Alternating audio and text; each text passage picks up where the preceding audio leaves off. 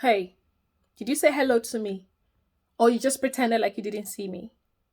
I'm not a psychologist. 99% of the persons that would watch this video are not psychologists. So if you're not a psychologist, you're like me that we just give our opinions, right?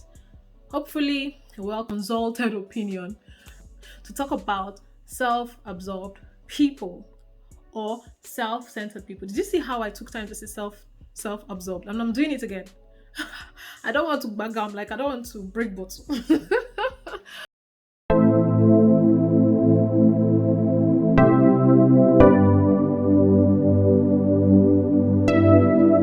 There are certain things, I think there are 5 things literally that I would want from you, please, at the end of this video. Like, just tell us your experience while you watched the video. At whichever point you nodded against or in agreement, or that made you laugh, that made you smile, please, could you put that in the comment section? And lastly, were you blessed? I've told myself that at the end of every video, there should be a message that is passed. You also see the video that I made on the purpose of creating this channel here. I'll connect the link here. Please click on this video if you haven't watched it. It's about growing, right? So this channel is about growing, and I really hope that you would grow with me. All right, so let's just jump into this. I think we have had enough. Let's define being self-absorbed. It is literally preoccupied with your own feelings, your own situations, and your own interests. Like, everything has to be me. And self-centered, like, they are both similar, right? It is being preoccupied with your own self, like myself, my affairs, everything me. It doesn't care what you don't care what others do. Research has shown that from the ages of 2 and 6, children feel entitled, like they feel like everything belongs to them.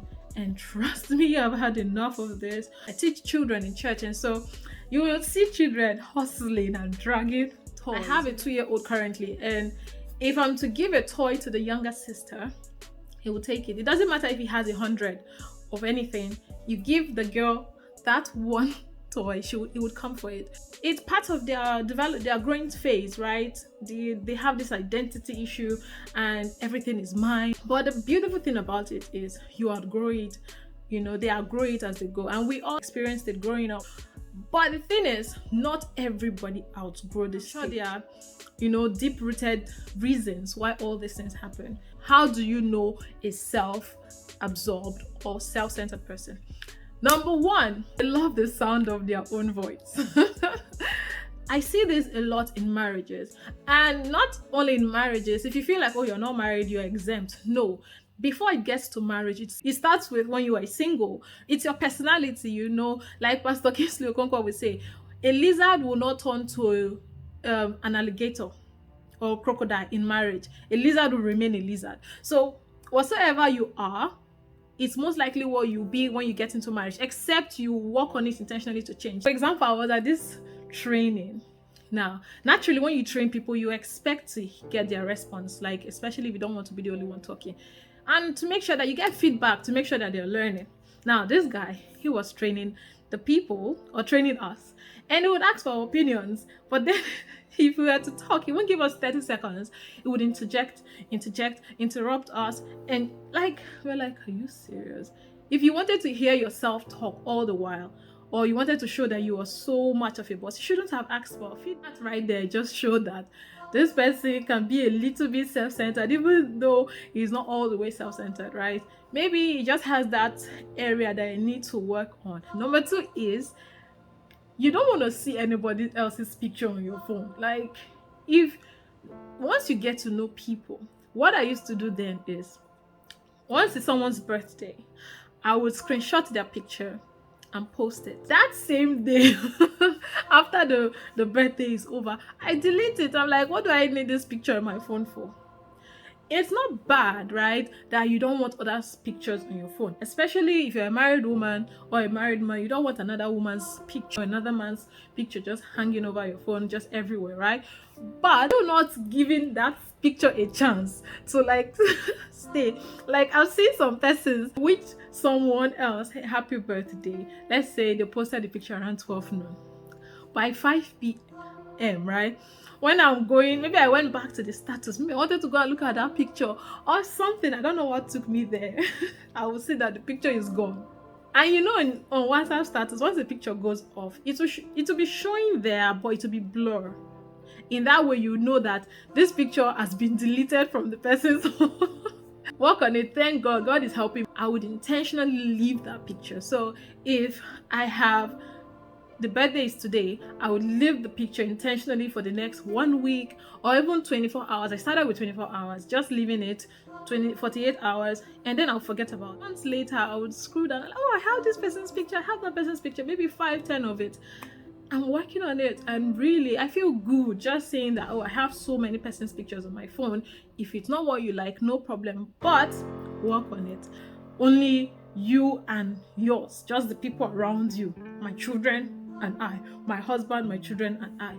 It's still a bit of selfishness that we need to work. Number 3, once you take pictures like a group photo and you're editing the photo, you don't look at any other person's face, whether the person's face like or like this, or their eyes are closed. You only see yourself. You just want to edit it, and at the end of the day, you post it without looking at others. You know, some persons that are in that picture, they may not want to be posted. Once you take a picture and you have a pregnant lady there that you know the person is not posting her pictures online, don't post that picture. But because you're so beautiful in that particular one, is that one you want to post? That is a sign of being self-absorbed or being self-centered. Number 4, you are never wrong. I can't be bothered. I literally cannot be bothered. I don't care. You're discussing with someone and the person's like, this is my perspective to things. So they're like, no, this is how it ought to be. The person is saying, this is what the manager asked us to do. They're like, no, I don't think that is how it ought to be. You are never wrong. Like, you feel that you are always right. Like, oh, but you should have said this instead of that. You're like, no, who told you? No, you're not in my head. I know what I wanted to say. No. And you're forgetting that you're not God. Honey, please try and take a shower before 12 or in the morning. It just helps to keep you fresh. You're like, is it your fresh? No, I'm not smelling. Okay, am I smelling? I'm not smelling. When I want to shower, I will shower. You are like never wrong. That is a self-centered person, especially in marriage. It is a no. Compromise is like a strong point in marriage, and if you're self-centered, it is not going to help you nor your husband, and trust me, nor your children. 5, others' opinion doesn't count. In teamwork, when you're working together, if someone else suggests something and it doesn't sit well with you, but you just feel like no, how would you take that? And you must be stupid to accept that opinion. In my own point, no, we can do better. You know, I know there's a place of doing well and, you know, top notch and all of that, but I think there's also a point, like there's the tip where you just feel like this is too much. Whenever someone says their own bit, you're never okay, never sits well with you. You always want to attack it and say no. If that opinion does not support your own opinion or does not sit well with yours, then like I said, it is not negative. It is not it's not so bad until you don't listen to anybody anymore. My own is my own. Sorry, I had to change environment due to certain things beyond my control. So right now, let's just continue. We move. All right, number 6. The feeling of always wanting to be superior. You always have something opposing to say just to prove you're right. Like, it doesn't matter if that thing is white. You find a way to say it is gray. You may say it's milky. Always just to prove you're right. For example, you cooked a soup. You cooked and the food didn't come out, you know, as it should. Your husband says, oh, I think a little bit of salt or a little bit of seasoning would have done the job, right? You will say too much seasoning is not good for your health, or salt will give you high blood pressure. You would always want to find a way to make sure you're right at the end of the day. You always want to show that you are superior. That is one sign. Number 7, you against the world. Nobody gets you. No one understands you. No, you don't understand. I mean, you really don't understand. You're not seeing what I'm saying. Like, you're not seeing it from my perspective. Will you listen? Please, just listen. You are no team player at all. Like, even when you're added to a team, you feel like you're better than everybody. I was reading somewhere where there's this particular manager was leading these persons, and these persons were not so much equipped, right, in certain area like trainings and all that they needed. Rather than him, he had already gone through this training. He had the documents, he had all the necessary things to train this persons he's leading. No, he left them. You know what happened? They went on to learn these skills. Like, the company had to go find someone, pay, and like took the whole 9 years. Like, it was bad. When they found out that this manager knew all of this before, outsourcing and paying so much money at the end of the day, just, you know, taking so much time, longer than what it ought to, the fire was not a team player. It literally felt like these persons were below him. Everything is competitive with you because you always want to win, to prove a point. Like, you always want to show that, yes, I'm better, yes, I'm better. Like, it's literally you against the world all the time, and that is not how it works in real world. Number 8, arrogance. Like, arrogance is king with them. Like, in a bid for them to be more vocal, right, to always show that they're on top, they become careless, they become mindless, and they literally do not care what anyone thinks, what anyone says, and then their ego takes over. It's like 100 times more because the arrogance just gets into their brain where they feel like, I'm better than everyone. Like, when you go out and just want to take in the environment, that's what happens with a self-absorbed person. Their self is pumps, you know, they feel really pompous, but they become mindless, they become egotistic. So before I continue, have you subscribed? Please click on the subscribe button down there, just down there, the red button there. Please click on it, click on the bell, and also click on the like button. RIA'S cabin is all about family, is all about life experiences, and that family is so broad. It also includes children, taking care of children, marriage, and all of that. Life experiences, literally our everyday life, like things that we do, we come across, how I do things, to link it to God. So if this is the kind of thing that you like, please, by all means, click on the subscribe button and be a part of the family. All right, let's continue. This last one is one of the things I spoke about in one of my video, showing empathy. I'm going to link that up here. Showing empathy and being compassionate.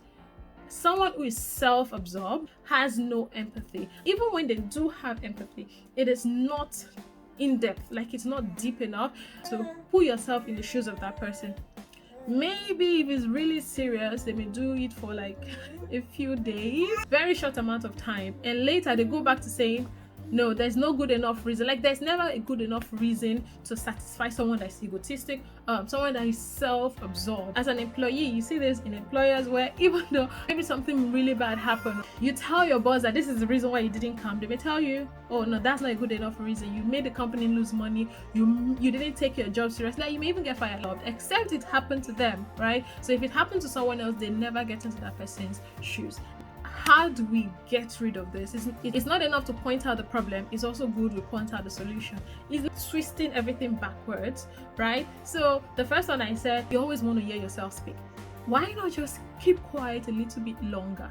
It may not be easy, but the time you take a step back and sit down and listen to others speak, you will know where you're faulting. Or like they say, a fool doesn't, all he has to do is open his mouth. So the more you talk and talk and talk, you bring out so many flaws, but the moment you're quiet for even 1 minute, it goes a long way. You would say listen, right? It may sometimes just be you getting off the phone and keeping quiet and listening. Husbands, wives, sometimes for you not to be so self-absorbed, why not try and listen when your husband is speaking? There's one thing I used to hate when I see people doing it. Like, I'm talking to you and you're pressing your phone, right? It gets me off, and I still hate it today. Why not put that phone away? Why not put that headphone away, earpiece? Why not put it away and just listen a bit more? People will take you more seriously once they start seeing you, that you listen. It actually shows that you care. Try to tolerate people more by looking more intently, like looking closely and genuinely. There's a way you look at people and they speak to you, you'll be like, oh yes, it's listening with more intent. Number 2. I gave the solution in number 2 where I said, if you don't like keeping pictures of others, why not save that picture a little bit longer? It will help you, definitely. And you'll see yourself being more accommodating of others. Number 3, accept correction. If someone tells you you're wrong, don't always feel right. Accept correction, say sorry. Like, there's something about saying sorry and just stepping back. If truly you are right, you go back, you think about it, and you're right. Come back when everything is more calmer and say, oh, I think I was right. The person may say sorry if the person is not as egotistic or self-absorbed as you were because you've changed, right? There was one time I was sleeping, my husband came back, he dried the clothes outside. I think it was summer, and now it was like 8-9 p.m. Everywhere was getting dark, and obviously the clothes would get cold. He came in and I just jumped up, and he was like, oh, the clothes. I quickly said, oh, I'm so sorry, and I ran out to get it. Like, the anger, how upset he was, just diminished to zero immediately. Why? Because I said sorry. And he told me, and he was like, thank you for saying sorry immediately. And the minute he said it, I felt good. Number 4, why not try using more we in your sentences rather than I, me, my. Try using we. It shows teamwork. It shows that you're willing to cooperate. Inclusivity. It shows togetherness. All for one for all. But even though you were the one who worked the most, as long as you went as a group, that is where in school, sometimes when you're giving assignments or project work as group work, sometimes it's one person. To be sincere, out of 10, maybe it's 1 or 2 persons that actually did the work. What do you say? We did it. It shows inclusivity, togetherness, one for all for one. Number 5, why not try empathy? Why not try to be more compassionate? If others' reasons are not good enough, take a step back and listen. Put yourself in that person's shoes and ask, how does it feel like? Let's say someone had a bike accident. They maybe had bruises, or maybe their little toe was hurt, for the sake of not saying something bad, terrible happened. Why not put yourself in the shoes and just feel like, how would it feel if I broke my toe? Or I fell off my bike, how would it feel? Take a step back, just reason how people feel. Let's bring it to the married home. A woman, for example, you've been home all day with the kids. Your husband has been at work. When he comes back, sometimes you've had a terrible day. The children have been crying, you've been up, down, doing laundry work, up and down, literally. You've cooked like you're really tired. When your husband comes, right, don't just go about spilling your day. Oh, my day has been hectic. No. Calm down, take a step back. Ask your husband, hey honey, hey boo boo, hey there, how was your day? Like, when he's saying his own day, right, he's also calm. He may be calming you down. Or just wait for him to be done and let him ask you. If you really feel itchy to say your part, ask him, are you not going to ask about my day? I do it a lot. Like, even when I'm tired and I'm on phone with my husband, he's at work, sometimes I just feel like saying, I am tired. I'll take a step back and ask him, how are you? How's your day been? And literally it does the same. Sometimes he has had like a hectic day, but he takes a step back and just ask me, Teres, are you okay? How was your day? How are the kids? What's going on? Then after I've answered, right? Depends on who asks first. Then the other person asks, and at the end of the day, we'll feel relieved after unleashing ourselves. They will feel good. That is you putting yourself in other person's shoes for a while. Compromise a little bit more. Like, there should be more compromise in marriage. Compromise is the boss. Like, it is top in all things. Rather than saying a straight no, why not say, okay, we'll try. Maybe your husband said, okay, we're going to go somewhere for a month, right? Why not say, okay, rather than going for a month, let's try a week first, and after a week we can now think about it, if we want to further it or not. Compromise. It takes total self away from you. Like, it's not easy sometimes, especially when you hate doing something. I'm not saying don't say your mind, do say it, but when you know that it's not that bad, it's not going to kill you, it's not going to hurt you, it's just you being more tolerant and more compromising, why not give your husband a chance or give your friend a chance? Hey guys, let's go. Come on, let's go. That restaurant, let's go to this new restaurant I found. It is amazing. Oh no, but we should go to the Regal. I think it's quite spacious over there and everything. No, Regal. Why Regal? I've been there 20 times already. Excuse me. Please, let's go somewhere new. But we haven't been there. I don't care. Let's just go to a new place. Trust me, you're going to like it. Even if you've been to that restaurant 100 times, if your friends are going to go to that place for the first time, go with them. Just put your own self aside. You go with the people. Try to be more comfortable. Try to be more involved. Don't feel awkward. Don't feel like, okay, will just go. What else? Like you're there, you're not enjoying yourself, if you put other persons off, try when you get there, try to be more involved. Also goes a long way to show that yes, you're willing to sacrifice some of your desires for others, as long as it's not harmful. The key word is it's not harmful. It's not hurting anybody. It's not hurting you, to be sincere. There are other days, and thank God we have longevity by the grace of God. We have many other days to go and experience that new restaurant you want to go to, or the other place you want to go to. Amen. Thank you for watching this video and many other videos in this series in my channel. The main focus is to bless people. So are you blessed by it? Did you learn something new? Is there something you'd like to work on? Please just put that in the comment section. Until we see you next week. Bye.